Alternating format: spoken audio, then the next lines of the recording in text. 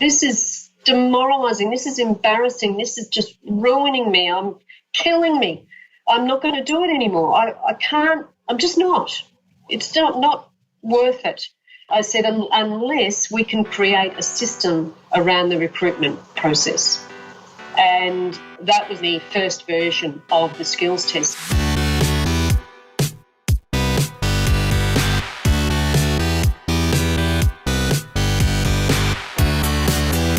You're listening to The Successful Bookkeeper with your host, Michael Palmer. Listen each week as inspiring guests share their secrets of success to help you increase your confidence, work smarter, and build a business you love. This episode of The Successful Bookkeeper is brought to you by PureBookkeeping.com, the proven system to grow your bookkeeping business.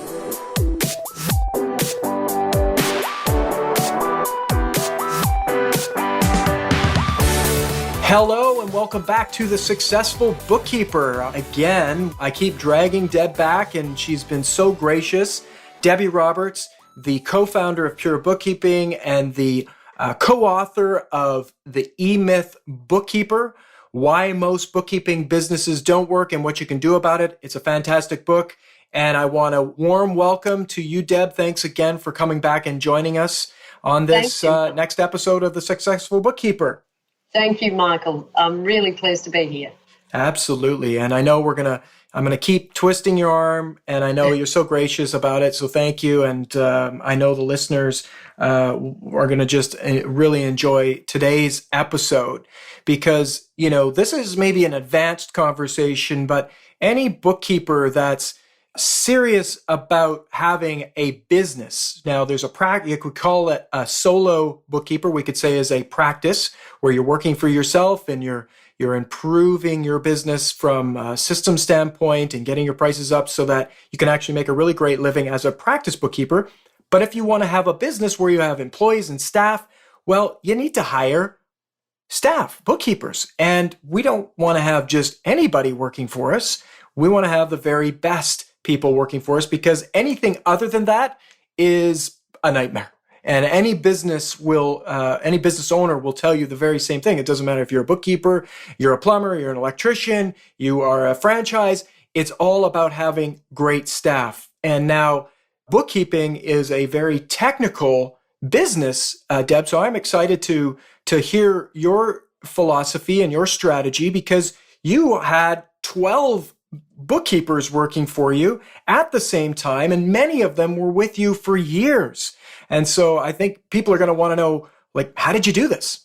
It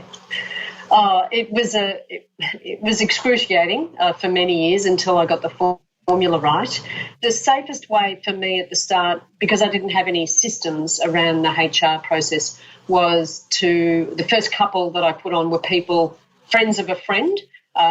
So they were bookkeepers and referred to me by someone else, and they were actually two of them that did stay with me for, well, really right up until the end when I sold my business in 2014.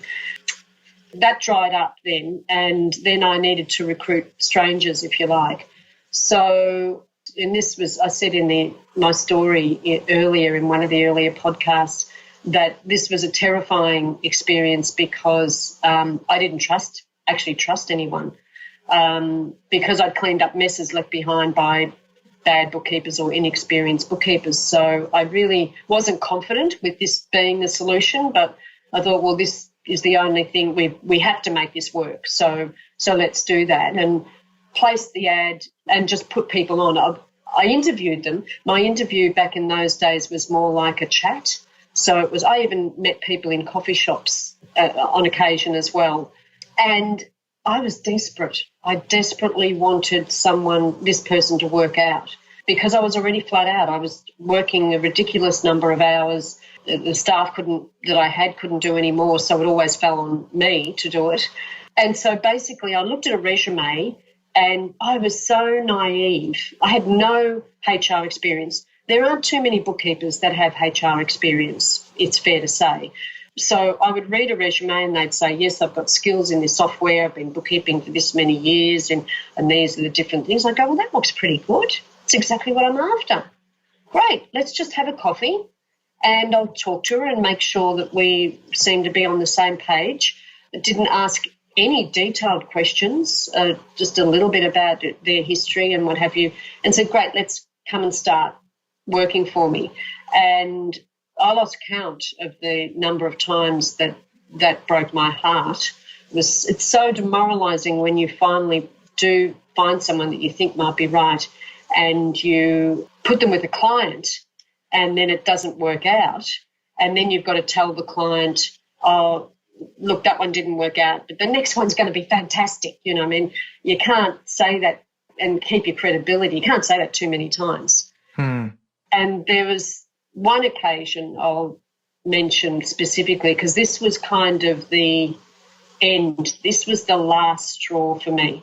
I'd been going for years, making mistakes, hiring the wrong people, having to fix up messes. So I would come home from my job, because I was still doing billable hours. I would come home from visiting a client or come back to the office, wherever it was, and look at the work that the bookkeeper had done and then spend the next 2 or 3 hours correcting their work before it would go out. So you just couldn't keep up with that. It was just, you may as well just do it yourself, which is typically where bookkeepers come to that point where they think, I'm working so hard, if I was to double my income. So if you're talking about, if you're already at 200,000 and you think, oh, I want to get to 400 or 500, and you scratch your head and think, well, hang on, that means I've got to work twice as hard or more, 2.5 times harder. There's just not enough hours in the day. And it's all around systems. And before, the last straw for me was a gentleman who applied for the position, and he actually had accounting experience. So I thought, this is great. In fact, I started imagining where my business might go with this guy. I thought, maybe I can start offering accounting services and things like that. He'll be able to do all the financial reporting. This will be fantastic. So before I even sat him down, I thought, this is going to be good. He's got experience in the software and he's an accountant. This will be perfect. So I told the particular client that I'd found a bookkeeper. He's going to be great. And in those days as well, because I didn't have any systems for training the staff, I sat with them. And particularly, I certainly didn't have any systems for testing them. So my way of testing them was to sit them beside me in an actual job with a client. And this happened to be an on-site client. So I did everything wrong. So I sat him down in front of the computer and I was sitting beside him. I explained the job. It wasn't particularly complicated. I said, so there's the bills. They've got some payroll, and I explained what the process was. I said, so just get started. Start off with the bills. And he sat there for the next 2 minutes looking at the screen with the mouse in his hand, rolling around the screen, trying to work out how you actually put a bill in. And I just sat there. I didn't say anything, but I sat there looking at him with this incredulous look on my face. And after a couple of minutes, I just stopped him and I said, you obviously don't know the software. And he said, oh, well, yeah, looks like I don't know it as well as I thought. Oh, my goodness. And I just, have you ever had one of those moments where you just want the earth to open up and you just vanish off the face of the earth? That was one of those moments, because I thought, well, not only has this not worked, I've now got to go out and speak with the client and say, oh, by the way, yeah, I've just finished off your work. This hasn't worked out with this guy, after the very first minute. And then go back to him later and say, I've found another bookkeeper.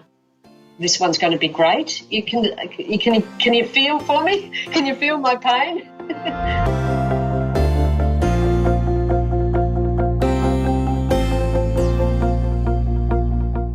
That never looks good from a perception standpoint, and you're breaking down the credibility that you have built up with those clients. How did you repair that?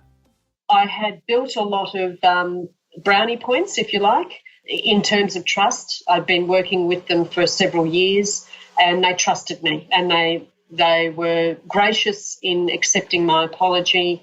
They were prepared to give me another go, and I just did everything I could to make sure. What happened was, actually, after that was that I was absolutely gutted, and I was ready to quit.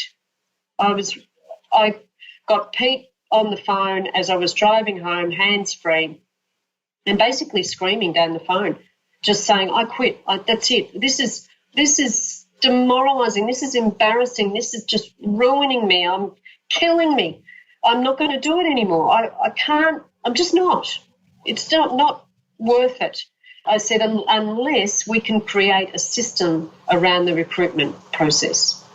And that was the very next day. Pete met up with me, and it was actually the only time that he actually sat with me and worked out what the system was going to be, because it required creating a data file and working out what we were going to test. And I needed someone with me to actually brainstorm that process. So he'd ask me questions and I'd give him answers around, and he'd go, okay, well, let's create this and it needs to have this much information. He basically held my hand in the first version of the skills test, and it was a skills test in the data file, so it was particular software that we were using at the time, and we created a bunch of papers. So we made up these invoices, we made up payroll information, we created documents so that we could print them out and score them, and the bookkeeper would come in and be tested and feel like it was an actual client's job.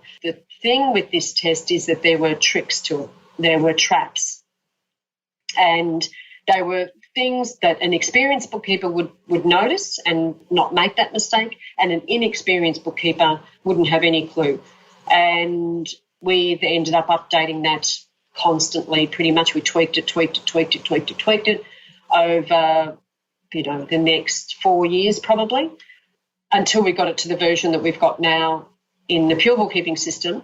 So now the system is, it starts with the ad, the content of the ad, the wording of the ad, where you place it, a phone interview template, so you had to assess the resumes. Those people come in for a skills test, the successful people come in for a skills test. Most people fail the skills test, which was pretty amazing, I thought, when I first started doing this. But everyone that failed, I thought, phew, that was a bullet I just dodged. That was thousands of dollars of time and money potentially wasted on a bookkeeper that just wasn't up to scratch. And then at the end of that, we've got the interview process, the induction process, and the online training program that they've got to complete before they start working for them. So it's a complete system. My advice for the listeners now is that obviously you're not going to have something as complete as that, but what I recommend you do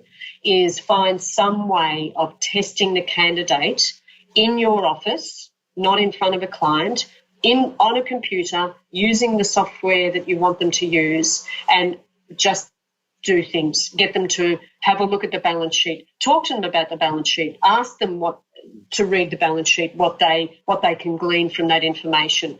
Get them to show you how they would enter a payroll. Just test them in some way in front of you before you put them with a client.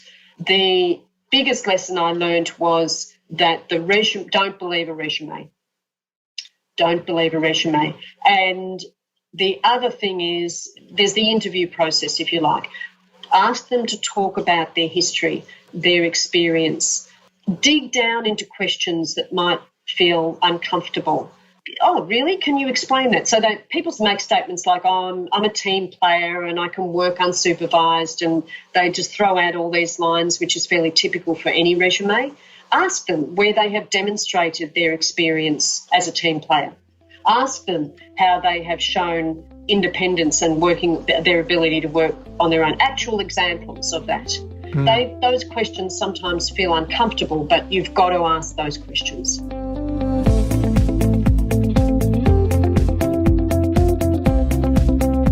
And I know from our members that use the pure bookkeeping system and the HR system, it is fantastic. And there's going to be I want to talk about a few interesting things and comments, because it's not a little amount of work to go through and set this up and do all of this for a hiring process. It's a lot of work.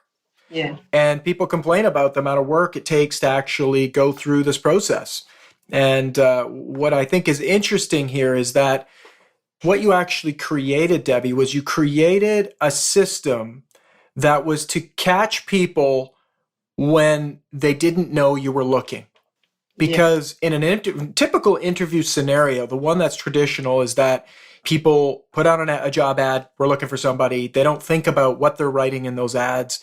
And so lots of people apply. Whereas your writing in the ad is really designed to repel people.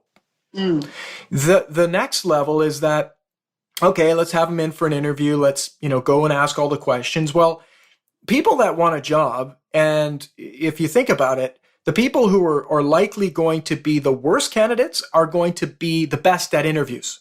Yes. It's just the way that it works. It's natural selection. People that need to really be great at interviews and go and find a lot of jobs it's really easy to find someone who's like, wow, they really interviewed great. They're excellent. Well, there's a reason why, potentially. Now, none of these things are 100%. It's really just you're looking to put all of the probability of getting a great hire on your side of the table, because this is a bit of a gamble, right?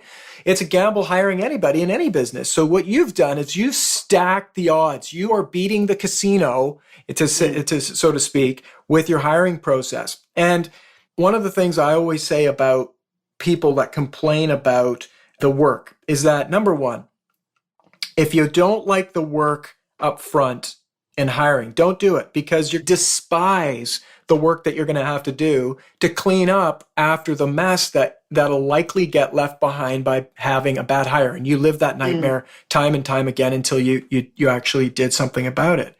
The other bit that I really thought was really cool about the system is that you have it, like, it's a lot of work for a potential candidate to go through.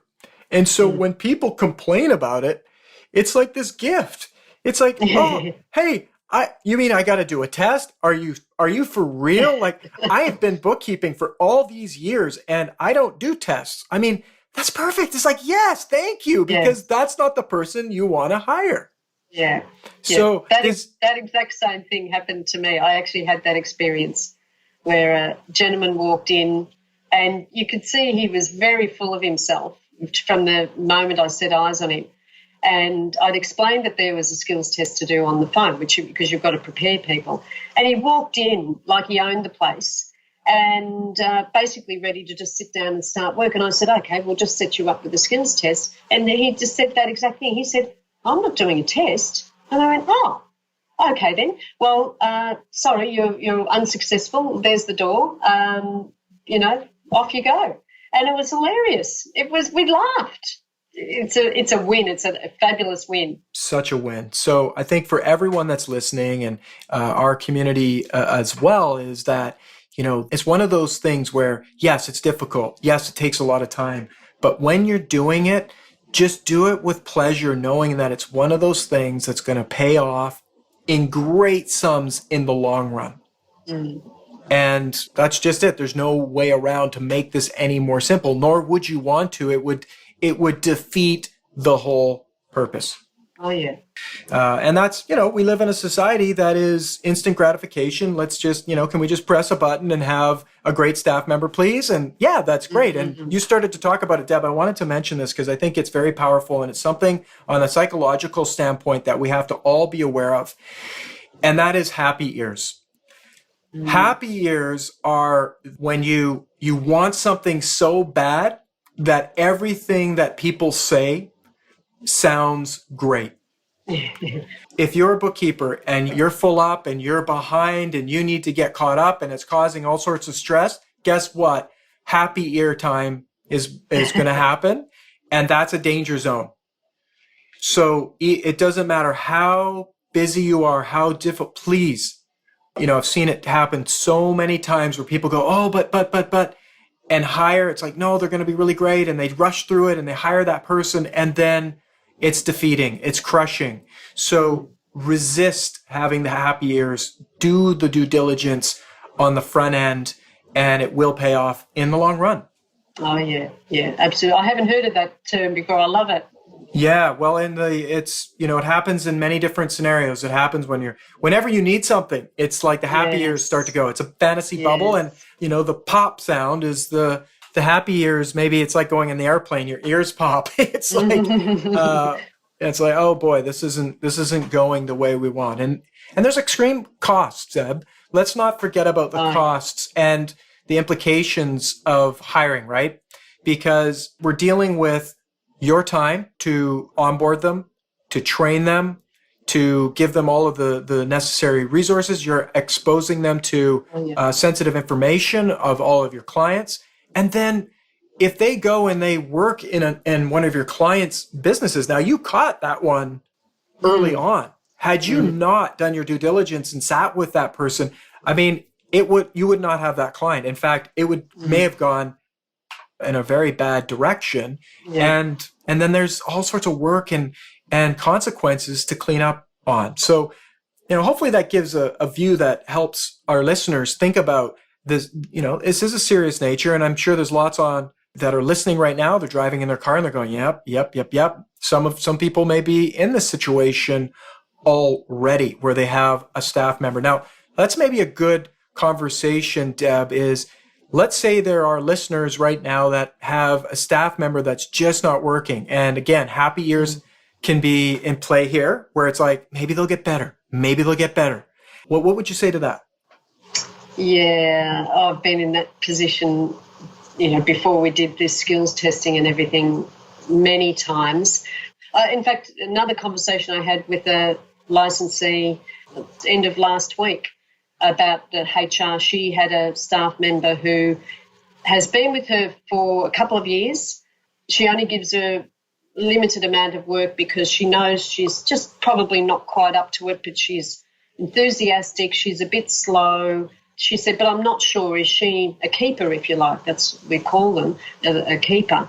And I talked to her on the phone, and after talking to her, she brought up things that she didn't put in the email. So this woman refuses to follow the checklists that we've got in the Pure Bookkeeping system, just doesn't do them, just keeps forgetting to fill them out. And for me, I talked about what's not negotiable. And for our licensees, when they're following the Pure Bookkeeping system and their staff are expected, they do the training in that and they're expected to follow the system. If they don't, if they passively resist it, they might say all the right things. They might say, oh, gee, I'm sorry, I forgot to fill that out. But if they just keep doing that and don't change, and that's what I was saying to her, that's a not negotiable for me. So I said to her, think about what is the negotiables and not negotiables. Quality of work is not negotiable. This woman was particularly slow, so it was costing her money. She eventually got the work done, but she made mistakes because she wasn't following the checklists. And so by the end of the conversation, she actually said, I need to let her go, don't I? So in the email, she was saying, do you think I should keep her? She's good at, I like her and she's a nice person and she's got a good attitude. And by the end of our conversation, all this other stuff came up and she realised that she needed to let her go. And the footnote to that was that this week she sat down with the woman and said, here's what's going on. That you're just not filling out these checklists and you're missing things and you're making errors because of that, and it's impacting on my business. What can we do about that? And the woman actually said, I don't think that I can live up to your standards. So they ended up parting ways. So that was as of this week. So I think if you have staff that you have your doubts about, then trust your instinct with it. The thing is, in my business, I tried the trainees. So we tried that model of let's get someone who knows nothing or has just done some kind of basic certificate or basic course in the software or something like that, and I will teach them my way. Now, we tried that, and it's too slow. I needed someone to hit the ground running. I needed someone that was already experienced, had practical experience and a fairly broad range of experience as well. The problem is if you try to train a trainee, then that could take you a couple of years. You could spend the best part of 2 years training that person, And it's possible that at the end of that, they'll say, thanks very much, that was been really great. Now I'm going to go and work for someone else. Or the other thing is that you still are tearing your hair out after 2 years because they're just not up to the skill levels that you need. You haven't got time when you're full up, you've got staff, you're running a busy business, you really don't have the resources to be able to train people from scratch.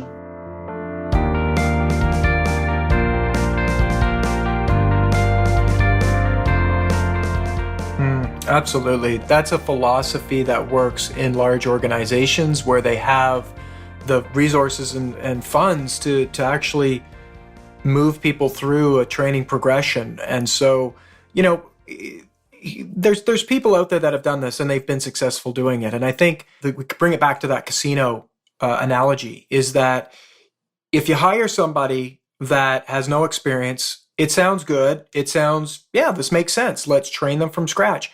But you're putting the odds back with the casino, because it's just, if we talk about the hundreds and hundreds of bookkeepers that we've worked with, it's very few. And there's, I've worked with some that, they make a really good hire and it's great. And it's almost, I don't want to say that they luck out because they have a natural ability to pick talent, but there's very few people that are like that. So if you look to that person as the example, you're putting the odds back with the casino. It's not that it won't work. It can work. But where do you want to have your odds? With you or with the casino? And so that's a great angle, Deb, and something to think about. There's other examples too that I want you to bring up that you've used. I know you've used in the past and shared around hiring people that want to be accountants or want to, share a little bit about some of the flags that were there for you in the whole hiring process. Yes. Well, I discovered from experience, because that's another kind of a trainee. Some people, and I certainly thought that would work as well. I tried that, hiring accountants who have just finished their degrees but not, or they might even actually be in the middle of their degrees. The problem with that is that they actually don't love bookkeeping. They're accountants, or they want to be accountants. They're training towards being an accountant. That's where they see their future. In 3 to 5 years, they'll say, yeah, I want to be working for a big accounting firm, or I want to have my own practice or something. They don't want to be doing bookkeeping. They don't love bookkeeping typically. Accountants don't love bookkeeping. They don't love the level of detail that we have to go into, and they'll use you as a stepping stone. And also, they won't have the bookkeeping experience that you need. So you still have to spend time training them. So we actually have it in the system that one of the things that they get scored down on is if they are either training to be an accountant or they're qualified but they want to remain in the accounting field. Now, a specific distinction I want to make here is accountants who then choose the bookkeeping industry to work in. So we have lots of licensees, and there's lots of bookkeepers outside of pure bookkeeping who have done their degrees and maybe worked for an accounting firm for a number of years. They've had children and they don't want to go back to that high-pressure job in an accounting firm. They want to run their own business, work from home, around their children, and bookkeeping suits their needs. That's completely different. They're great to have on board, to have as part of your team. They are focused on bookkeeping. That's what they're doing. They're growing a bookkeeping business. So that's a distinction. It's not like we're wiping out the whole accounting industry. No, absolutely. And I think there's a key message here that in the coaching world, we talk about moving towards and moving away. So if an accountant that's training to be an accountant, they're moving towards being an accountant. And so to come and work as a bookkeeper, it's really going to be temporary because they're moving towards being an accountant. It's just like if you had somebody that was leaving a job and they wanted to come and work for you, well, it might be that they're trying to get away from that job. And so coming to you, it's not that they're moving towards you. They're actually moving away from something else, which is not an empowering place, and it's likely not going to go well. Yeah. But the example that you used around an accountant that said, you know what, that's not for me. We know lots of them. They want to be in the bookkeeping profession and do that work, and they love that work. That's moving towards. So be thinking when you're interviewing and you're looking at potential team members, where are they at? Where are they coming from? Where are they moving towards? Fantastic view of what's actually coming towards you. Yeah, That's great. Deb, this has been absolutely fantastic. I want to thank you on behalf of all the listeners for sharing again your time with us very generously. And I know we're going to have you back on chock-a-block, as they would say in Australia. Mm-hmm. But before we go, I just remembered that I wanted to ask this question that I thought would be super valuable for everyone because, you're in Australia. We have bookkeepers in North America, so Canada and the United States, vast countries, right? And what about these small towns that don't have a big talent pool? What do you do if you are having a tough time finding a talent pool? And I know I'm putting you on the hot spot here, but yep. I know this has come up as a question before, and I don't know that there's an answer, a great answer, but I think it needs to be addressed, and I think it would be valuable to the listeners. There was, I'm not from a small town, but I'll give you one example of my experience around a period of time in my business where there was a drought, if you like, of bookkeepers. I couldn't find one I was recruiting. I desperately needed a bookkeeper, and we recruited for probably about 6 months, which was really unusual. Before that, I'd been recruiting whenever I needed to and got the applicants and they went through. And it's not that we didn't get applicants, we did, but they just weren't any good. They're not even worthwhile, or even the ones that skills tested, they failed and that sort of thing. So I had a discussion with Pete because I realised kind of with a bit of a shock that my business goals and my business growth was dependent on being able to constantly source good bookkeepers. And what if that's not possible? Have I used them all? Have I got them all? I was starting to doubt the whole model that I had and whether it actually was going to fall apart simply because I couldn't find good bookkeepers.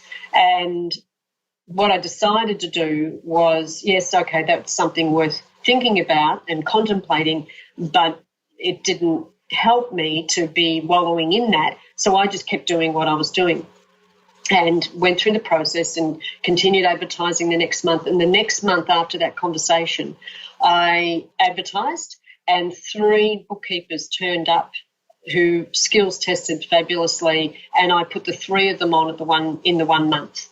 It's not something I would necessarily recommend, by the way, because, it was a huge job to train them and get them all up to speed. But they ended up staying with me also until 4 or 5 years, each one of those. So 2 of those 3 ended up being my specialists.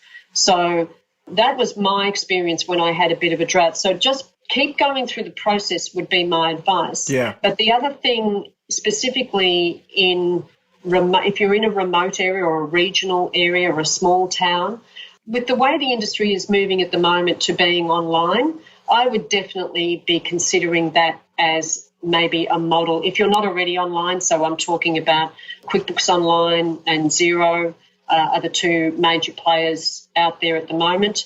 Because if you've got your business online, if you've got your clients where you can access them from anywhere, potentially you could recruit a bookkeeper from anywhere as well. And you'd have a different model. You'd have a different relationship. It would be remote. But I would be looking at how am I going to solve this problem rather than it's not possible to recruit. It might mean changing my business model. It might mean changing clients over to an online program so that I can recruit people outside of my area. That's happening more and more. And something that is one of the big changes in the bookkeeping industry is the whole remote accessing clients' data files, which is working well. Yeah, that's fantastic thoughts, Deb. And thank you for sharing that. And I think it brings up a whole bunch of new topics that I want to bring you back for. One is, we talked about it. You've had bookkeepers work for you for years. What's the secret behind that? I think we want to know about that. And as well, we're going to have guests on that will talk about remote bookkeeping and where the industry is going. And there's some fantastic things that are happening. Those pose challenges as well, because face-to-face is where relationships happen. And so it's a balance of being able to secure business, build relationships, do a great job, find the resources to do the work, and then just keep that system rolling. So lots of food for thought, lots of great conversations coming. I will end off there, Deb, and say thank you so much for joining us today. You're welcome, Michael. Thrilled to be here. Awesome. So everyone, for the listeners out there, you can find us at thesuccessfulbookkeeper.com. Please go onto iTunes, leave us an honest review. Let us know what you think. If you go to the successfulbookkeeper.com/reviews, it'll tell you how to do all of that. And as well, if you've left us a review, you can sign up. We'll ship you for a limited time, a free copy of The Successful Bookkeeper, a book that I wrote about Debbie Roberts and Peter Cook and their journey. And there's all sorts of great information inside of that book. And we'd love to get that out to you. It's absolutely free for a limited time. There's no credit card necessary or anything like that. As well, if you'd like to ask Debbie a question, go to our website, thesuccessfulbookkeeper.com, and just look for the button where you can ask a question, and you can record a question right there. Let us know what you'd like Debbie to focus on and talk about, or what you'd like us on the show to address. What are your challenges? What are you going through? What do you need? And we will do our best to bring you the resources and helping you on your journey to being that successful bookkeeper in your life and in your business. Thank you, everybody, and take care. Thanks. Bye for now. Bye-bye.